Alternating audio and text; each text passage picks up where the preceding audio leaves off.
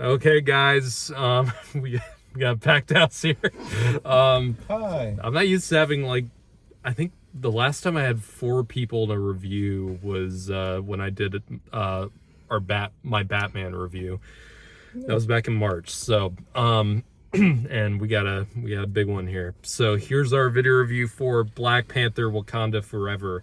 Non-spoilers, so we're gonna do a spoiler review after this.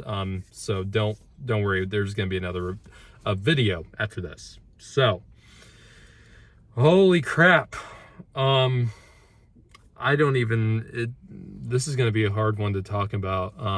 Yeah. This was a emotional roller coaster. Was a very emotional movie. Yeah. Was a very emotional movie. So, before we get into the actual movie, this has been a very contentious production, for obvious reasons. This was not originally planned to be like this, obviously. Marvel and Ryan Coogler, really had to make a lot of changes for this movie after the unfortunate passing of the main actor, Chadwick Boseman. And it was when he died, the immediate thought that went through my head when that happened, it was just, I don't think this movie should happen. I don't think Black Panther should be involved in that. That was my immediate thought. And I didn't know what they could do with it. So, and, there was other drama going on too. So, regardless of what direction they were going to go in, this movie was going to be a big risk. This was going to be extremely risky to pull off. And in my opinion, they went in the best direction I think they could have. Yeah. That was my thought during the movie. I thought, like, man, like, there's playing the cards you're dealt with, but, like, they didn't just play the cards they were dealt with. They really, like, they rearranged the deck. They tried to structure this story into a new story. They really went for, and they didn't prolong the death of Chadwick Boseman. We'll get into that. It was really cool how they just went in and said, no, this is a new story, it's an important story, and we're gonna tell it. This to me didn't feel like a sequel to a mega blockbuster like Black Panther. This felt like a Ryan Coogler drama. Exactly. That's the thing. It really felt this more did like not a really drama. feel like the normal. I've said this for a majority of Phase 4, in my opinion, not for good reasons, but for good reasons with this, because this did not feel like the normal Marvel movie, especially not a sequel. Like, this felt very much, this is a serious movie. There's humor, of course. There is, some of that Marvel type of humor, but very played down and very straight faced. And it's weird because when I was reading reviews, I was surprised by how serious this movie was and how much of an independent film it really was. And it was weird reading reviews because they'd be like, the plot, like, it goes into the Marvel tropes of old, and it suffers from being an MCU movie, but, like, I don't think it did. No, I don't really think it didn't. did at And all. also, one thing reviewers need to remember, this is an MCU movie. Yeah. Black Panther is a superhero. He's a comic character. If you want an individual movie just about these themes and just about that, then you can have that, but you can't go into a movie called Marvel Presents Black Panther and be like, oh, there was superhero shit in this in a already established shared universe, and then get mad at that. I mean, I was expecting superhero stuff in this. I got way less of it than I thought I would. This movie was just really serious. It was depressing at some points. And I think that's gonna be a great thing for some people, and it's gonna turn a lot of other people off, because definitely. I can see this movie, the past two MCU movies this year, Multiverse of Madness and They were a Thor: lot Love and Thunder. happier.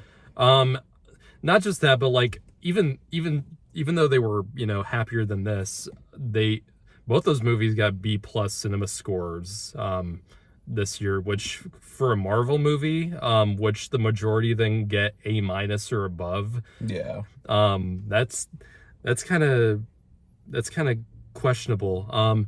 And this is, in my opinion, this is going to be one of the highlights of Phase 4 for me, because if you've been following me for a long a bit, I've been pretty vocal about how Phase 4 of Marvel, the MCU, has not been doing it for me like the other phases have.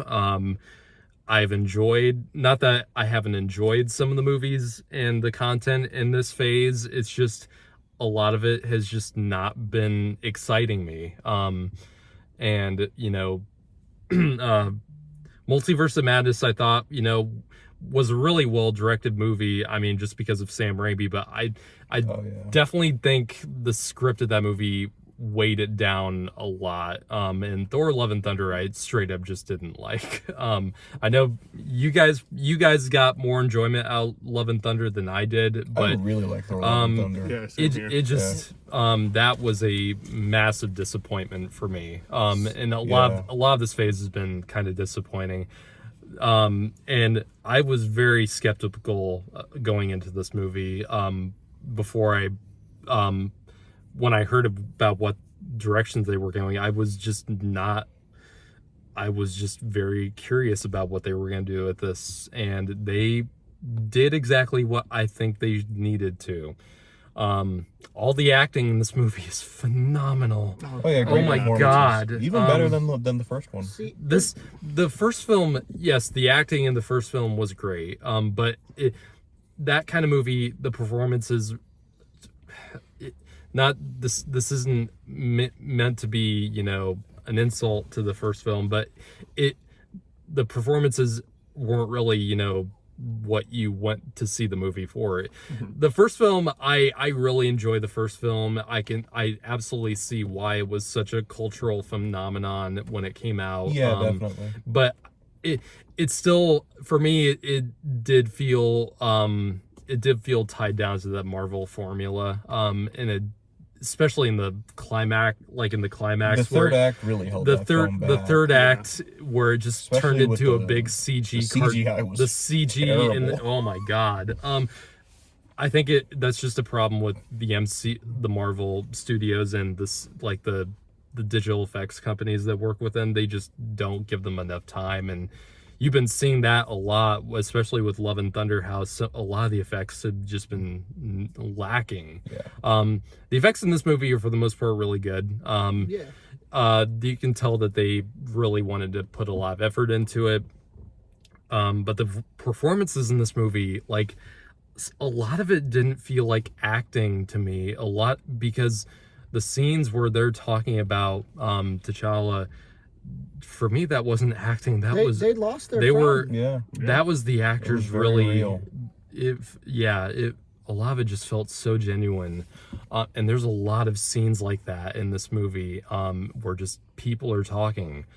Not a lot is happening, and it's just dialogue, and it worked for me in spades. Yeah, I think I loved it. This movie, I think what sets it apart from a lot of other MCU movies, especially in Phase 4. Phase 4, it felt like a lot of it is just them introducing characters to try to build up new stories, and it sort of gets annoying. I agree with that, like, so much, because like it's like I said when we were walking out, like, this was the first movie since Endgame I've really been like, and I've enjoyed the other movies, but it's like Eternals, I'm like, man, if I don't see a sequel to that, I'm not gonna be hurt. Yeah, this movie, you know?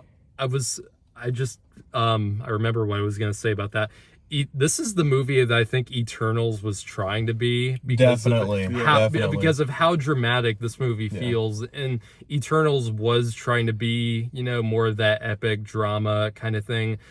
Eternals was Eternals just ambitious, didn't. The characters in Eternals just weren't interesting. They were bland, in my opinion, and that. It's part of the reason why I don't think that movie worked with a lot of people.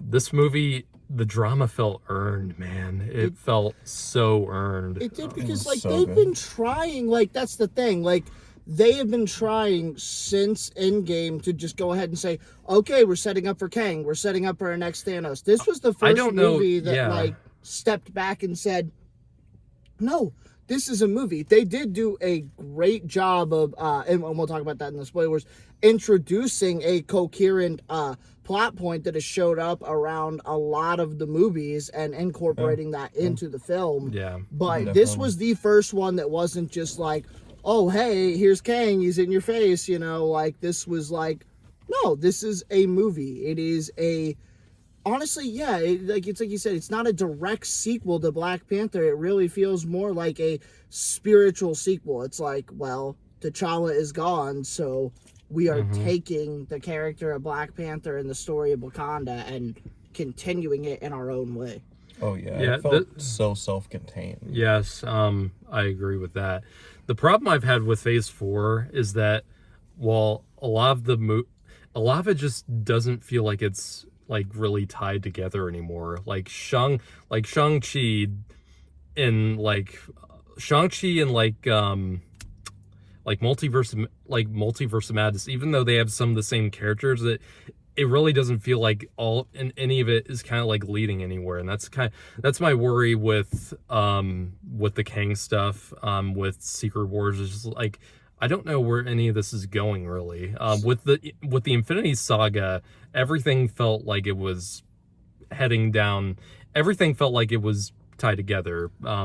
And Phase 4 just doesn't really feel like that. You gotta remember, they haven't had their element besides Kang to tie them. They need their Avengers, the whole multiverse movie, thing. because before that movie, I mean, they set up the idea of Loki and the Infinity Stones, but they still needed that Avengers movie to come together. These guys, these characters, they, whether Thor is a part of it or not, they need their Avengers movie. They absolutely need it. Exactly. Which 2 years out from. Yeah, I don't know.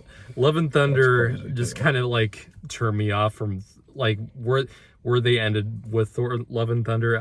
It just kind of made me go like, Thor's just out there. Yeah, I don't really care. It made me care less about Thor. I don't know. But talking specifically about Black Panther, because I really want to get into spoilers. So wrapping things up, I think there will be a crowd of people who don't get into this movie because it is way slower paced than a lot of these movies have been. It's really long too. It's long. And there's not a lot of action. So if you're wanting to see that, then you're not gonna get into this. I would say pure enjoyment, maybe the first Black Panther's better just because there's more action and stuff. Yes, but as a movie, the script and the storytelling and the characters, the direction, everything, it's just so much better. This felt like a labor of love from everyone involved with it, and God, I want to see more of that kind of thing. I'd give it a 9.5 out of 10. I give it an 8.5. I don't think it's perfect. The ending, I won't say what happens here, but like, the ending did kind of feel like Return of the King syndrome, where it just felt like it kept going ending. On and on. It did. Yeah, like the climax happened, and then there were like multiple other endings. So you're like, what happened to this character? Yeah. What about you two? What do you give it out of 10? Oh, I'm agreeing with you. 9.5. 9.5. I gave it a 10. This is a great movie. Once we get into spoilers, I'll explain why I gave it a 10. This is a great movie. And I think they really everyone I think did a great job. And man, given the circumstances that befell on this production, I really do think everyone came together with this and really did put out something special and loving toward Chadwick Boseman, and I think this movie I think will last more than some of these other movies will. Yeah, definitely. So Definitely. now we'll get into the spoiler video. So click on the next one for that.